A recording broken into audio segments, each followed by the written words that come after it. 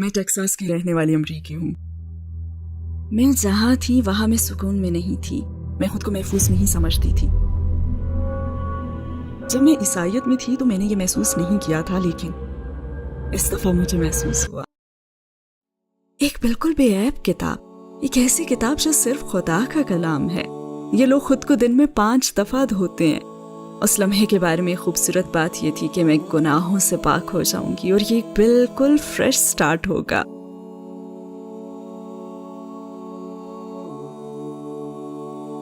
وہ دن جب اس دنیا نے آخری نبی کو کھویا۔ میں 14 سال سے انٹرویوز دے رہی ہوں اور ایسا پہلی دفعہ ہوا ہے کہ کسی نے مجھ سے یہ سوال پوچھا۔ ناجلہ ٹیمی کیپلر کون ہے؟ کیا آپ اپنے بیک گراؤنڈ کے بارے میں مختصراً کچھ بتائیں گی؟ ناجلہ ٹیمی کیپلر ٹیکساس میں پیدا ہوئی اور پلی بڑھی، جسے باہر جا کر کھیل کود کرنا پسند ہے۔ میں باسکٹ بال اور والی بال کھیلتی تھی اور ریس بھی لگاتی تھی۔ شاعری اور ڈرائنگ بھی انجوائے کرتی تھی، بلکہ اپنے ہائی اسکول میں نے آرٹ کے مقابلے میں بھی حصہ لیا۔ جب میں 5 سال کی تھی تو میرے والدین میں علیحدگی ہو گئی، اور جب میں 10 سال کی تھی تو میرے والد نے میری سوتیلی ماں سے دوسری شادی کر لی۔ اسکول اور چرچ کا ماحول جس میں میں پلی بڑی وہ کچھ ایسا تھا کہ آپ پر ذمہ داری ہے، آپ کو کچھ کر کے دکھانا ہے، کوئی تبدیلی لانی ہے، لہٰذا میں یہی کوشش کرتی تھی۔ مجھے عیسائیت کے 2 مختلف پہلو دیکھنے کا موقع ملا۔ ایک جس کا انتخاب میرے والد نے کیا جب میں ٹین ایجر تھی۔ جب اپنے ٹین ایج میں اپنی والدہ کے پاس رہنے گئی تو میں نے پھر عیسائیت کا دوسرا رخ دیکھا، بیپٹسٹ چرچ کا شدت پسند ذہنیت والا ٹرینٹی اور کرسمس منانے والا پہلو۔ ان چیزوں نے مجھے نیا رخ دکھایا۔ میں دونوں طرف کے چرچ سے مستفید ہوئی، لیکن پھر بھی میں مطمئن نہیں تھی اور مزید کی تلاش میں تھی۔ عقیدے کے حوالے سے آپ کی زندگی کیسی تھی؟ کیا پہلے آپ کا کوئی عقیدہ تھا؟ جی ہاں، میری خوش قسمتی ہے کہ میں اپنے والد کے منتخب شدہ چرچ میں پلی بڑھی۔ وہاں ڈسپلن کا خاص خیال رکھا جاتا تھا۔ السلام علیکم بھائیوں اور بہنوں، ہمیں احساس ہوا ہے کہ ہمارے چینل پر 80% ناظرین بشمول اس ویڈیو کے ہمارے سبسکرائبرز نہیں ہیں۔ جیسا کہ آپ جانتے ہیں کہ ہم غیر منافع بخش تنظیم ہیں اور ہماری ویڈیو پر اشتہارات غیر فعال ہیں۔ ٹوورڈز ایٹرنیٹی صرف ایک یوٹیوب چینل ہی نہیں بلکہ ایک مدرسہ بھی ہے۔ یہاں ہم خود کو اور نوجوانوں کو اسلامی تعلیم سے آراستہ کرتے ہیں، لہٰذا ہمارے اس مطالبے کا واحد مقصد سچائی کو پھیلانا ہے۔ ہو سکتا ہے بظاہر یہ چھوٹا عمل لگے، لیکن انشاءاللہ یہ ہمیں لاکھوں لوگوں تک پہنچنے میں مدد کرے گا۔ آئیے اب لائک اور سبسکرائب بٹن پر کلک کریں اور ساتھ مل کر ٹوورڈز ایٹرنیٹی کا سفر کریں۔ میں ہمیشہ سے ایک مذہبی ماحول میں رہی ہوں۔ جب میری ماں کو یہ چرچ بہت زیادہ سخت محسوس ہوا تو انہوں نے مزید وہاں نہ جانے کا ہی فیصلہ کیا، لیکن چونکہ میری پرورش میرے والد والے چرچ میں ہوئی تھی تو دونوں میں ایک واضح فرق تھا۔ مثال کے طور پر میرے والد والے چرچ میں حضرت موسیٰ علیہ السلام کے بنیادی احکام پر زور دیتے تھے، اور اس چرچ میں ریسرچ کا کام بھی بہت زیادہ ہوتا تھا، اور اسی ریسرچ میں ان کو پتہ چلا کہ امریکہ میں منائی جانے والی زیادہ تر چھٹیوں کا ایک جاہلانہ قسم کا بیک گراؤنڈ ہے۔ حتیٰ کہ بائبل کی آیات بھی ہیں جو کہ ان چھٹیوں کے مختلف پہلوؤں کے خلاف بات کرتی ہیں۔ مثال کے طور پر اپنے والد کے چرچ میں ہم کرسمس نہیں مناتے تھے کیونکہ بائبل کی آیات کے حوالے سے جیزس سال کے اس حصے میں پیدا ہی نہیں ہوئے تھے، لہٰذا 25 دسمبر ان کی تاریخ پیدائش نہیں ہے۔ اور دوسری بات یہ کہ بائبل اور جیریمایا یہ ظاہر کرتی ہیں کہ درخت کو سجانا ایک جاہلانہ قسم کا رویہ ہے، اور لوگ تو اسے سونے چاندی سے سجا کر مناتے ہیں اور پھر اس درخت کو پوجتے ہیں۔ ہمیں تو صرف خدا کی عبادت کرنی چاہیے، کسی اور چیز کی نہیں، اور انہوں نے واضح طور پر ایسا کیا۔ بلکہ ہمیں تو سالگرہ بھی نہیں منانی چاہیے جس پر ایک کیک پر کینڈلز جلا کر آپ وش مانگتے ہیں، لیکن آپ کو تو صرف خدا سے دعا کر کے مانگنا چاہیے نا، جو کہ ہمیں سب کچھ دے سکتا ہے۔ تو میرے والد کے چرچ میں ہم نے یہ محسوس کیا کہ یہ تو آگ کی پوجا کی طرح ہے۔ تو یہ کہ میرا عقیدہ تو تھا لیکن یہ کافی نہیں تھا۔ مجھے اپنے رب کا نام معلوم نہیں تھا جو کہ اللہ تعالیٰ ہے۔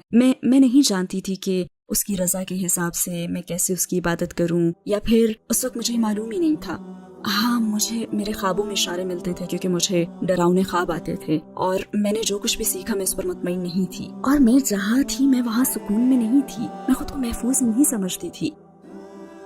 خاص طور پر ایک نو عمر کے طور پر میں اپنی جستجو میں مزید گہرائی تک پہنچ گئی کیونکہ میری بے چینی کا احساس بڑھتا ہی جا رہا تھا، یہ جاننے کے لیے کہ اصل سچائی کیا ہے، درست جواب کہاں ملیں گے۔ ایک دفعہ مجھے خیال آیا کہ اپنا لیگل پیڈ نکالوں اور ایک ڈیبیٹ میں جوابات ڈھونڈوں، یعنی تلاش جاری رکھوں اور ریسرچ کروں کہ آخر سچ کیا ہے۔ لہٰذا میں نے اپنا زرد لیگل پیڈ نکالا، اس پر اپنے سوالات لکھے، اور پھر میں نے اپنی والدہ کے منسٹر سے اپوائنٹمنٹ لی اور میں چرچ چلی گئی۔ جب میں داخل ہوئی تو میں نے دیکھا کہ یہ گہرے سبز چمڑے اور بھوری لکڑی کے فرنیچر سے مزین پر آسائش جگہ تھی۔ مجھے شک ہونے لگا کہ یہ اٹرنی کا آفس ہے یا کچھ اور۔ خیر، یہ ایک بڑا سا چرچ تھا اور مجھے ویسے یہاں سادگی کی ہی توقع تھی اور کچھ شائستہ سے ماحول کی، बहरहाल मैं गहरे सब्ज चमड़े की एक बड़ी सी कुर्सी पर जाकर बैठ गई, जो कि उनकी एक लकड़ी की बड़ी सी मेज के सामने ही रखी हुई थी। फिर मैंने अपने सवालात पूछने शुरू किए। मैंने कहा कि मुझे अपने वालिद के चर्च में कुछ ऐसी चीजों का तजुर्बा हुआ है, जबकि आपके चर्च में तो कुछ और है। तो ये फर्क क्यों है? जबकि किताब तो एक ही है, मजहब भी एक ही है, तो फिर ये फर्क क्यों है? आप क्रिसमस क्यों मनाते हैं? आप पोर्क क्यों खाते हैं? उन्होंने मुझे कुछ जवाबात दिए, लेकिन मुझे ये मालूम नहीं हो सका कि ये जवाबात उन्हें कहाँ से मिले हैं। क्या ये उनके अपने ख्यालात थे, या फिर चर्च ऑर्गेनाइजेशन के ख्यालात थे, या फिर उन्होंने ये अपनी थियोलॉजी स्कूल में सीखा। खैर, उनके जो भी जवाबात थे वो मुझे मुतमईन नहीं कर सके, क्योंकि उन्होंने किताब तो खोली ही नहीं कि बाइबल खोलकर मुझे दिखाएं कि ये रहा जवाब। तो मेरी बेचैनी दूर नहीं हुई। मैंने उन्हें अपनी बात मुकम्मल करने दी, लेकिन मुझे इस मीटिंग से बहुत मायूसी हुई। लिहाजा मैंने तो चर्च जाना ही छोड़ दिया और ख़ुद को दूसरी चीज़ों में मसरूफ़ रखने की कोशिश करने लगी। जैसे कि मैंने कहा कि मैं स्पोर्ट टीम में थी और पढ़ भी रही थी। इसके अलावा मुझे आर्ट और ड्राइंग और शायरी वगैरह में भी दिलचस्पी थी, लेकिन उससे भी मुझे सुकून नहीं मिला। मतलब मुझे अपने अंदर खालीपन महसूस होता था, जैसे मैं खुद को खो चुकी हूँ और बहुत ही खौफजदा महसूस कर रही थी। तो फिर मैंने सोचा कि चलो, ये तो मुझे मालूम है कि खुदा मौजूद है और नबी भी आए थे, और ये भी कि खुदा ने अपनी किताबें उतारी हैं, लेकिन ये नहीं जानती थी कि वह क्या है। तो मैंने दुआ मांगनी शुरू कर दी कि ए खुदा, मुझे अक्ल व फहम दे, मुझे रहनुमाई चाहिए, क्योंकि मैं जानना चाहती थी कि सच क्या है और उस पर अमल कैसे करना है। तो मैंने सोचा कि ठीक है, अब मुझे अपनी रूह को सुकून पहुंचाने के लिए कुछ और तलाश करना चाहिए, क्योंकि मेरे हिसाब से ये सब कुछ तो काफी नहीं है। मेरा दिन रात दुआएं मांगना कि ए खुदा मुझे हिदायत दे। एक कोशिश तो थी, लेकिन ये सब काफी नहीं था। मैं अपनी माँ वाले चर्च भी गई, टाउन में बैप्टिस्ट चर्च गई, जो कि मेरी यूनिवर्सिटी जाने वाले मकाम से 1-8 घंटे ही के फासले पर था। जब मैं वहाँ गई तो मैंने देखा कि लोग खुदा की मोहब्बत से इंस्पायर हैं और उनकी यसू अलैहिस्सलाम के लिए कदरदानी का मुशाहिदा किया, और ये भी कि वो सब एक दूसरे का बहुत ख्याल रखते हैं, मुस्कुराते चेहरों, अच्छे अल्फाज और हेल्पफुल नेचर के साथ। ये सब कुछ मुझे बहुत अच्छा लगा, और मैंने सोचा कि इस चर्च में जाके देखते हैं। तो फिर मैंने हर इतवार को उसी चर्च जाना शुरू कर दिया। ये टाउन की दूसरी तरफ एक बहुत बड़ा चर्च था, और एक चीज़ जो मुझे बहुत अच्छी लगी कि वहाँ तस्वीरें नहीं थी। लेकिन फिर कुछ ही अरसा जाने के बाद मुझे दोबारा से एहसास होने लगा कि ये वो नहीं है जिसकी मेरी रूह को तलब है, जो मेरी रूह को मुतमईन कर दे। हाँ, ये है कि मैं एक ऐसे माहौल में थी जो मुझे खुदा की याद दिला रहा था, और बाइबल के कुछ ऐसे अल्फाज को समझने में मददगार भी था, जो कि इंस्पायर करने वाले और मुतासिर कुन थे। खैर, वक्त गुजरता गया और मेरी दुआएं भी जारी थी, और उसके नतीजे में खुदा ने मेरे लिए मदद भेजी। मैं जिस यूनिवर्सिटी जाती थी वहाँ एक मुश्तरका दोस्त था। वो भी कैंपस में स्टूडेंट सेंटर जाता था, और उसका नाम रोम था। रोम का ही एक दोस्त था जो कि कुछ मुख्तलिफ सा था। वो एक तुर्क मुसलमान था, लेकिन उसने सिर्फ तजस्सुस की वजह से चर्च जाने का फैसला किया कि ये कैसा है। मैं जानती थी कि रोम उसको ईसाइयत की तरफ लाने के लिए उसकी मदद कर रहा है, लेकिन उस बंदे के दिल में क्या इरादा है उस चर्च में जाने के लिए, उसके बारे में मैं नहीं जानती थी। लेकिन जब मैं उससे मिली तो मैं उसकी एक अमल से बहुत ज़्यादा मुतासिर हुई थी, और वो ये था कि जब हम चर्च की एक यूथ एक्टिविटी कैनू ट्रिप पर गए, जब हम लंच कर रहे थे, तो उसने पूछा कि कौन से खाने में पोर्क नहीं है। तब मुझे ख्याल आया कि ये तो बहुत इंटरेस्टिंग है, क्योंकि मैं भी अभी तक पोर्क नहीं खा रही थी। ये मेरे उन अकायद में से एक था जो कि मैंने अपने वालिद वाले चर्च से सीखे थे। तो मैंने सोचा कि ये तो बहुत इंटरेस्टिंग है, मतलब ये पोर्क क्यों नहीं खा रहा। और फिर उसने बताया कि ये उसके मजहब का हिस्सा है। तो मैंने सोचा कि ये तो वाकई इंटरेस्टिंग है, और ये बंदा मेरी सर्च में बहुत ज्यादा हेल्पफुल रहा। आप यूं कह लीजिए कि ऐसा अलाकार जिसे खुदा ने मेरी मदद के लिए भेजा है। जब मेरे इस शख्स से 1991 में सामना हुआ, तो इसने मुझे इस्लाम के बुनियादी अकायद के बारे में मस्जिद से छोटे छोटे ब्रोशर्स ला के देना शुरू कर दिए। और मजे की बात यह कि मुझे उन चीज़ों में और अपने वालिद के चर्च में सीखी गई चीज़ों में बहुत ज़्यादा मुमासलत नजर आई। इसी तरह उसने एक मुझे और भी ब्रोशर ला के दिया, और ये एक किताब के बारे में था जिसका नाम कुरान मजीद था, और ये खालिस अल्लाह का कलाम थी। ये कलाम सिर्फ उसी का था। बाइबल के मामले में ये वाज़ेह नहीं था कि चैप्टर्स के लिखारी कौन है, किसके अल्फाज इस्तेमाल किए गए हैं, जबकि कुरान मुकम्मल तौर पर अल्लाह का कलाम है। मुझे इसमें बहुत गहराई महसूस हुई। यानी एक ऐसी किताब जिसमें कोई शक नहीं, एक ऐसी किताब जो सिर्फ अल्लाह का कलाम है, और उसने क़यामत तक इसकी हिफाजत का वादा किया है, क्योंकि अल्लाह के आखिरी नबी हज़रत मोहम्मद सल्लल्लाहु अलैहि वसल्लम हैं जिन पर यह किताब नाजिल हुई। और ये आप सल्लल्लाहु अलैहि वसल्लम के अल्फाज भी नहीं हो सकते, क्योंकि आप सल्लल्लाहु अलैहि वसल्लम उम्मी थे, और आप सल्लल्लाहु अलैहि वसल्लम को तो पिछले मज़ाहिब का इल्म भी नहीं था। ये खालिस वही थी, और इसी बात ने मुझे बहुत इंस्पायर किया। और हम इस वक्त 1991 की बात कर रहे हैं, जब कोई इंटरनेट नहीं था और इस्लाम के बारे में इंग्लिश में मवाद तो तकरीबन ही नापैद था। मेरा नसीब ये कि मुझे एक छोटी सी किताब मिल गई, जो कि उसी शख्स ने मुझे ढूंढ कर दी हमारी यूनिवर्सिटी लाइब्रेरी से, जो कि 7 साला मंजिला किताबों पर मुश्तमिल थी, और उसने ये किताब ढूंढी, इमाम नवावीज़ 40 हदीस। और इस छोटी सी किताब को पढ़ने में 2 रातें सर्फ हुई, क्योंकि इसको सरसरी से नहीं पढ़ा जा सकता था। उसने मुझे बताया कि मेरा खुदा कौन है, अल्लाह है। उसने मुझे बताया कि खुदा ने मेरे लिए कौन सा मजहब चुना है। उसने मुझे उन बातों के बारे में बताया जिस पर अमल करके मैं जिंदगी बेहतरीन तरीके से गुजार सकती थी। और اور یہ بالکل سچ تھا. تو یہ ایک بڑا فرق تھا عام دانائی کے الفاظ میں اور حضرت محمد صلی اللہ علیہ وسلم کی احادیث اور قرآن کی آیات کے الفاظ میں. کیونکہ قرآن اور حدیث بالکل سچ پر مبنی ہے اور بہت ہی جامع الفاظ میں، کیونکہ یہ ہمارے لیے ہے. یہ مذہب، اس کی تعلیمات، یہ سب کچھ ہمارے لیے ہے. اور ساتھ کی طرف سے جو سب جانتا ہے، سب جاننے والا، اور خوش قسمتی سے یہ نام میں نے عیسائیت میں بھی پڑھا تھا، سب جاننے والا. لیکن مجھے مکمل طور پر ان معلومات کا علم نہیں ہو سکا جب تک کہ مجھے اسلام نہ ملا. لہٰذا یہ کہنے کی ضرورت نہیں ہے کہ اسی نالج سے انسپائر ہو کر اور طرز زندگی کے بارے میں مزید معلومات حاصل کی جو کہ اس قدر مکمل تھیں کہ یہ ساری دنیا کے مسائل کا حل ہے، یا ہو سکتی ہیں اگر ان پر صحیح طریقے سے عمل کیا جائے. میں اتنی انسپائر ہوئی کہ کچھ عرصے میں مسلمان ہو گئی الحمدللہ. آپ نے اسلام کے بارے میں پہلی بار کب سنا؟ یقین کریں مجھے ٹھیک سے یاد نہیں ہے کہ میں نے اسلام کے بارے میں پہلی بار کب سنا. یہ شاید میری ورلڈ ہسٹری کے ٹیچرز تھے جو پوری کلاس کے سامنے کھڑے ہو کر بہت جوش سے وضاحت کرتے تھے. مجھے مس ولیم ابھی بھی یاد ہے، وہ بہت پرجوش تھیں کہ وہ کلاس کے سامنے کھڑی ہوں اور ایسا کہتی ہیں کہ یہ لوگ خود کو دن میں 5 مرتبہ دھوتے ہیں. وہ وضو کی بات کر رہی تھیں جو کہ مسلمان نماز سے پہلے کرتے ہیں. لیکن اس وقت میں اسلام کے بارے میں کچھ جانتی نہیں تھی، حتیٰ کہ اس لفظ سے بھی میں واقف نہیں تھی کہ یہ کوئی مذہب ہے یا پھر کسی شخص کا نام ہے جو اسی پر عمل کرتا ہے یا جو بھی ہے. مطلب میں بالکل ہی لا علم تھی، لیکن مجھے ان کا جوش یاد ہے ابھی تک. اور جب میں بعد میں مسلمان ہو گئی تب میں سمجھی کہ اچھا وہ اصل میں نماز سے پہلے وضو کرنے کی بات کر رہی تھی. یہ تو زبردست ہے. تو یہ کچھ اشارے تھے جو ظاہر ہوئے. لیکن میں چونکہ ٹیکساس میں بائبل بیلٹ میں رہتی تھی، مطلب وہاں پڑوس کے سارے گھر اپنی جگہ ایک چھوٹے سے چرچ کی مثال پیش کرتے تھے.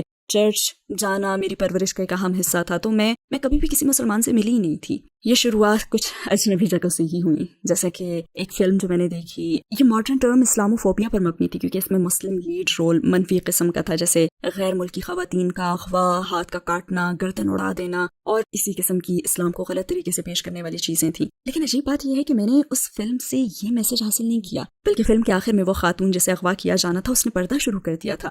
تو اس کا ایسے ڈریس میں تصور بس میرے ذہن میں رہ گیا. اسلام کے بارے میں خاص طور پر ریسرچ کرنے سے پہلے جو شخص مجھے اسلام سے متعارف کروا رہا تھا وہ مجھے با پردہ لباس پہننے کی طرف مائل کر رہا تھا، جیسے کہ ٹائٹ پینٹس اور شارٹ منی اسکرٹس کے بجائے تھوڑے ڈھیلے اور لمبے کپڑے پہنوں، لوگوں کو اپنا جسم دکھانے کے بجائے اپنی شخصیت دکھائی جائے. اور میں نے سوچا کیوں نہیں، یہ تو زیادہ آرام دہ ہے. اس نے کہا آپ کو میک اپ کی بھی ضرورت نہیں ہے. اور پھر ایک دن اس شخص نے کہا کہ کیا آپ کے پاس اسکارف ہے؟ تو میں نے کہا ہاں یہ رہا. اس وقت میں اسکارف فیشن کے طور پر گردن یا کمر کے گرد لپیٹ لیتی تھی. تو وہ مجھے کہتا کہ اچھا یہ ذرا مجھے دیں گی آپ؟ میں نے سوچا ٹھیک ہے.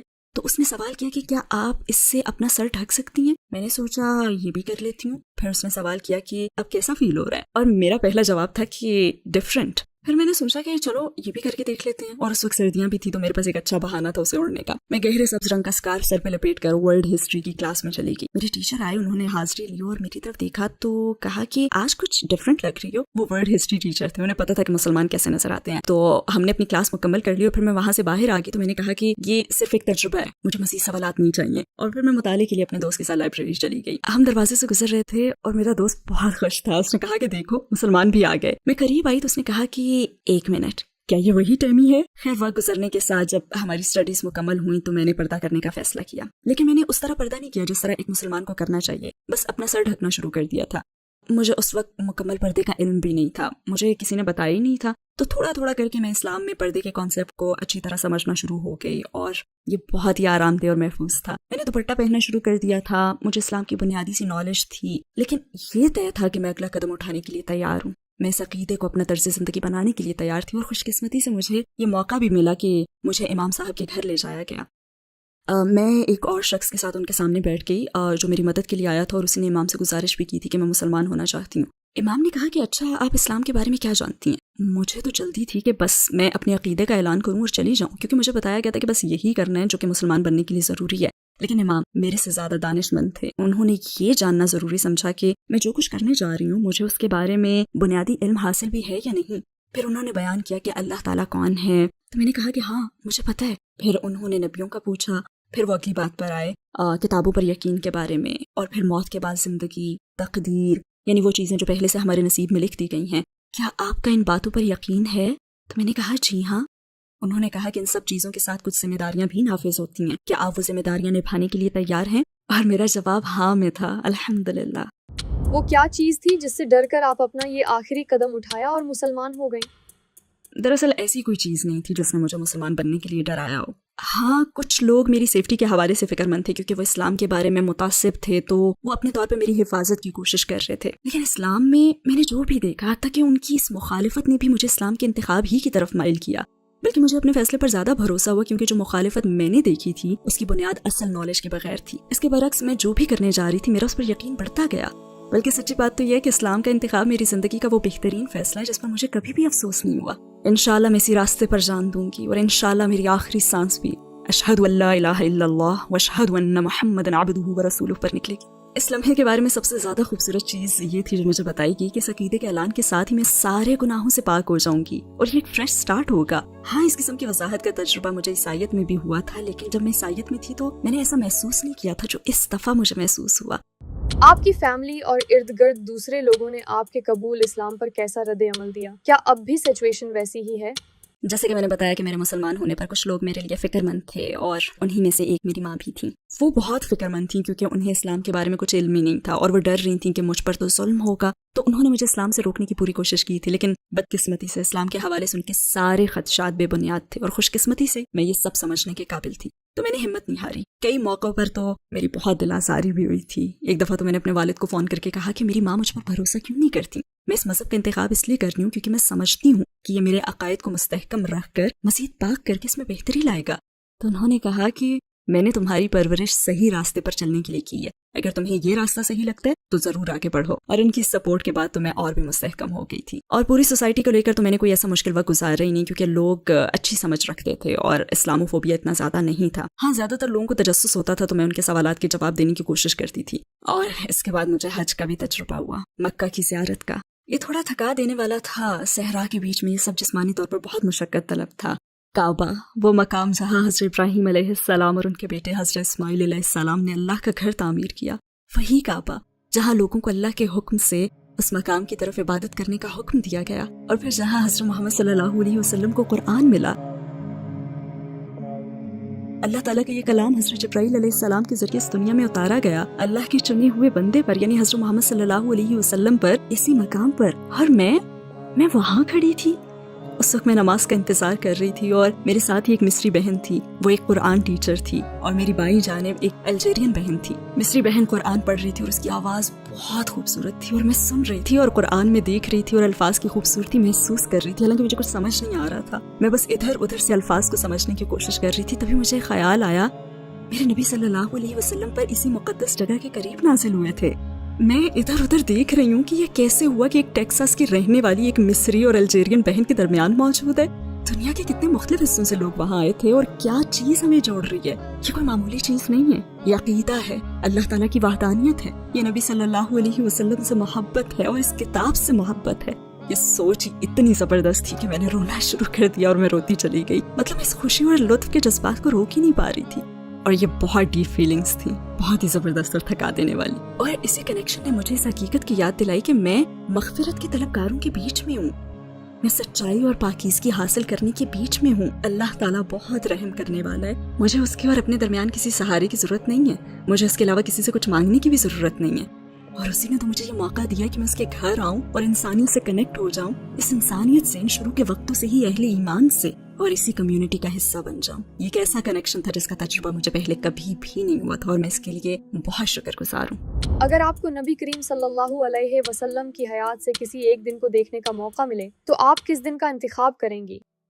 क्या मैं शुरू के दिनों का इंतखाब करूँ जब आप सल्लल्लाहु अलैहि वसल्लम गारे हिरा में थे और हज़रत जिब्राईल अलैहिस्सलाम आए, आपको पकड़कर भींचा और पढ़ने का कहा, फिर आप सल्लल्लाहु अलैहि वसल्लम ने उन्हें उफ़क़ पर देखा और फिर अपनी ज़ौजा हज़रत खदीजा रज़ियल्लाहु ताला अन्हा के पास तशरीफ़ ले गए, जिन्होंने तस्दीक की कि ये सब हकीकत था, कोई ख्वाब नहीं और हो भी नहीं सकता, क्योंकि आप सल्लल्लाहु अलैहि वसल्लम एक बेहतरीन इंसान थे, हमेशा दूसरों का भला चाहते थे। तो ये वही दिन होगा, या फिर वो दिन जब आप सल्लल्लाहु अलैहि वसल्लम ने अपने ख़ानदान को इस्लाम के बारे में बताने की कोशिश की और सबको खाने पर दावत दी और सिर्फ एक बच्चे ने, हज़रत अली रज़ियल्लाहु ताला अन्हु ने कहा कि हाँ मैं आप सल्लल्लाहु अलैहि वसल्लम की पैरवी करूंगा। या फिर ये वो दिन होगा जब 25 साल की खूबसूरत रफ़ाकत के बाद आप सल्लल्लाहु अलैहि वसल्लम की ज़ौजा का काफिरों की तरफ से मोमिनीन पर मुसल्लत की गई जिला वतनी में फाका कशी की वजह से इंतकाल हो गया, और इस वक्त आप सल्लल्लाहु अलैहि वसल्लम इन सब से कैसे निपटे होंगे।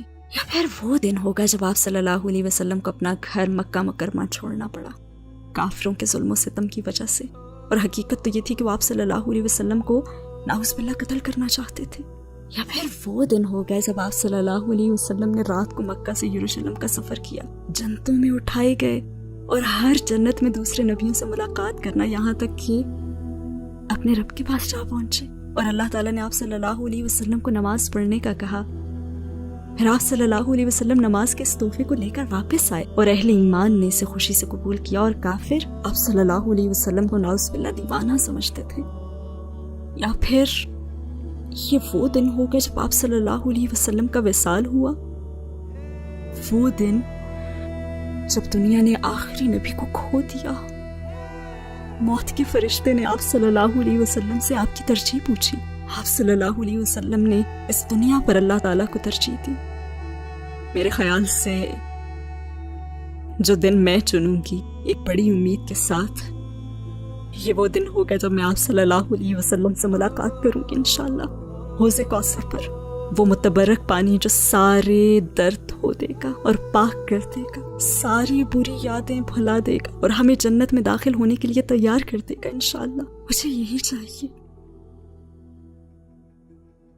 मैं 14 साल से तकरीरें कर रही हूँ और इंटरव्यू दे रही हूँ और ये पहली दफ़ा है कि किसी ने मुझसे ऐसा सवाल किया। बहुत ही खूबसूरत सवाल है, बहुत शुक्रिया। वो लोग जो इस्लाम की तरफ आने में हिचकिचाते हैं, उनको ये तशवीश होती है कि इस्लाम कबूल करने पर वो ज़िंदगी की रंगीनियाँ खो देंगे। तो आप मुझे ये बताएं कि क्या इस्लाम के बाद आपकी ज़िंदगी बोरिंग हो गई है? इस्लाम के बाद मेरी ज़िंदगी इतनी भरपूर हो गई है कि मैं बयान भी नहीं कर सकती। पूरी दुनिया मुझ पर खुल गई है। मैं टेक्सास की रहने वाली अमरीकी हूँ। मैं टेक्सास के जायकों, फ्लेवर्स और नेचर से आशना तो थी, लेकिन जब मैं मुसलमान हुई तो फिर मैं यमन, कतर, पाकिस्तान और तुर्किया के फ्लेवर से भी आशना हुई। सारी दुनिया के दरवाजे मुझ पर खुल गए। मुझे उनके कल्चर को और लोगों को जानने का मौका मिला। मैंने उनको जाना क्योंकि वो मेरे दीनी भाई और बहन थे, क्योंकि मेरे खालिक ने उनको पैदा किया ताकि हम सब एक अकीदे की छतरी तले इकट्ठे हो जाएं। तो इस तरह मैंने एक ज़्यादा भरपूर ज़िंदगी का तजुर्बा किया है, जो ज़्यादा रंगीन थी और ऐसी ज़िंदगी जहाँ मैं चीज़ों की ज़्यादा हौसला अफजाई कर सकती थी। शायद कुछ लोग कहें कि आप तो बास्केटबॉल और वॉलीबॉल खेलती थी, दौड़ भी लगाती थी, शायरी और ड्राइंग भी करती थी वगैरह वगैरह। तो इनमें कुछ चीज़ें मेरे लिए बहुत अच्छी थी, लेकिन बाज़ अच्छी नहीं भी थी। बाज़ चीज़ें मुख्तलिफ माहौल में की जा सकती हैं। मिसाल के तौर पर अब मैं बास्केटबॉल और वॉलीबॉल पब्लिक में खेलने के लिए तैयार नहीं हूँ, लेकिन हाँ, अगर कोई ऐसी प्राइवेट जगह हो जहाँ पे सिर्फ ख़वातीन हूँ तो मैं ज़रूर खेलूंगी। और अब तो खेलों के हवाले से मुझे जंगल में पैदल चलना, हाइकिंग और ट्रैकिंग का बहुत ज़्यादा शौक है। मुझे तीर अंदाजी से भी बहुत ज़्यादा लगाव है और इसके साथ ही मैं एक बहुत अच्छी तैराक भी हूँ, अगर माहौल मुनासिब हो। तो ये कि अब भी खुश रंग ज़िंदगी गुजारने के बहुत से मौके हैं, बेपर्दा हुए बगैर भी और इस नामुनासिब माहौल को अपनाए बगैर भी, जहाँ आप मर्दों की निगाहों का मरकज़ बनते हैं। और मैं भी यही चाहती हूँ और यही मेरी रूह की तलब थी। ये ज़िंदगी तो आरसी है, लेकिन आपका अमल अबदी है। आपके ख्याल में एक नौ मुस्लिम को इस्लाम कबूल करने के फ़ौरन बाद किस चीज़ की ज़्यादा ज़रूरत होती है? एक नौ मुस्लिम के लिए इस्लाम में दाखिल होने के बाद सबसे अहम चीज़ अखुवत और भाईचारा है, सपोर्ट। मैं फाइनेंशियल सपोर्ट की बात नहीं कर रही। हाँ, बाज़ औक़ात इसकी भी ज़रूरत होती है क्योंकि वो अपनी जॉब खो देते हैं या उनकी फैमिलीज उनसे मुंह मोड़ लेती हैं सिर्फ इस्लाम कबूल करने की वजह से, लेकिन इमोशनल सपोर्ट ज़्यादा ज़रूरी है। वैसे तो अल्लाह ताला ऐसे लोगों के साथ है और हमेशा रहेगा, लेकिन हम फितरतन कम्युनिटी में रहना पसंद करते हैं। तो एक नौ मुस्लिम के लिए एक बहुत बड़ी बात है कि वो खुद को एक कम्युनिटी का हिस्सा महसूस करे। तो मैं इस बात की पुरजोर हौसला अफजाई करती हूँ कि अगर आपके इल्म में कोई ऐसा है जो नया इस्लाम में दाखिल हुआ हो तो उनका साथ ज़रूर दें, क्योंकि उन्हें आपकी ज़रूरत है, एक बहन या भाई की। आप अपना कोई आखिरी इजहार ख्याल करना चाहेंगी? लोगों ने इंटरव्यूज़ में मुझसे कई दफ़ा पूछा है या फिर ऐसे ही कि क्या इस्लाम मुश्किल नहीं है, क्या इस पर अमल मुश्किल नहीं है, और बिना हिचकिचाहट के मेरा जवाब यही होता है कि असल मुश्किल इस्लाम के बगैर की ज़िंदगी है। उस मेहरबान परवरदिगार ने हमें ये एक तोहफा दिया है, लेकिन हमें मजबूर नहीं किया। ये आपके लिए है, अब आपकी मर्जी है, फैसला आपका है और अंजाम भी उसी हिसाब से है। लिहाजा सोच समझ कर फैसला करें।